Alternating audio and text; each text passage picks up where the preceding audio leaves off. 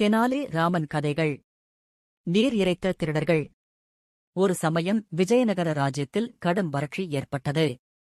பருவமழை தவறிவிட்டதால் குளம், குட்டை, ஏரி எல்லாம் வற்றிவிட்டது. தெனாலிராமன் வீட்டுக் கிணற்றிலும் நீர் குறைந்து அதிக ஆழத்திற்குப் போய்விட்டது.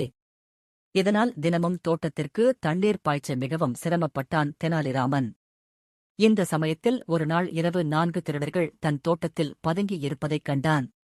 உடனே வீட்டிற்கு வந்து தன் மனைவியிடம், அடியே, நம் நாட்டில் பருவமழை தவறிவிட்டதால் பஞ்சம் ஏற்பட்டுவிட்டது. எனவே நிறைய திருட்டு நடக்க ஆரம்பித்துவிட்டது. பஞ்சகாலம் முடியும் வரை நாம் மிகவும் ஜாக்கிரதையாக இருக்க வேண்டும். எனவே நாம் ஒரு காரியம் செய்வோம் என்று வெளியே பதுங்கியிருந்த திருடர்களுக்கு கேட்கும் வண்ணம் உரத்த குரலில் பேசினான். அதற்கு என்ன செய்யலாம் என்று தெனாலிராமனின் மனைவி கேட்டாள். வீட்டில் உள்ள நகை மற்றும் விலையுயர்ந்த பொருட்களை எல்லாம் இந்த பெட்டியில் போட்டு பூட்டு. நாம் இந்த பெட்டியை யாருக்கும் தெரியாமல் கிணற்றில் போட்டுவிடலாம்.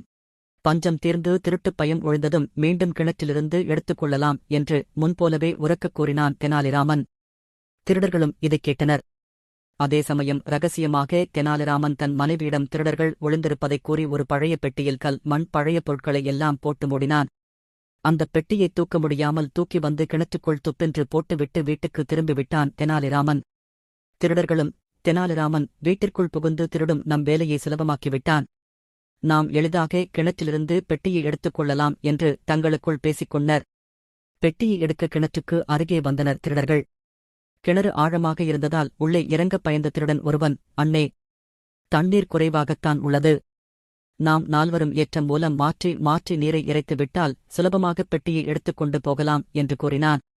அதைக் கேட்ட மற்றவர்களும் அவன் திட்டத்துக்கு ஒப்புக்கொண்டனர்.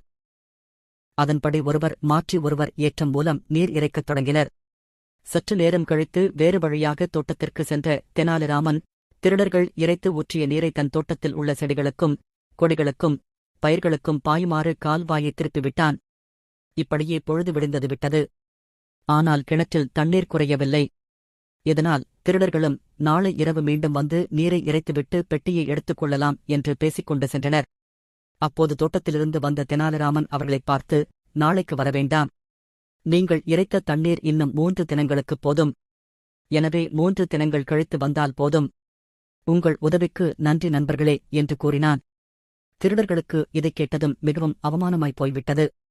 தங்களை ஏமாற்றி நீர் இறைக்கச் செய்த தெனாலிராமனின் அறிவை மனத்திற்குள் எண்ணி வியந்தனர். மேலும் அங்கே இருந்தால் எங்கே மாட்டிக்கொள்வோமோ என்ற அச்சத்தில் திரும்பிப் பார்க்காமல் ஓட்டம் பிடித்தனர் திருடர்கள்.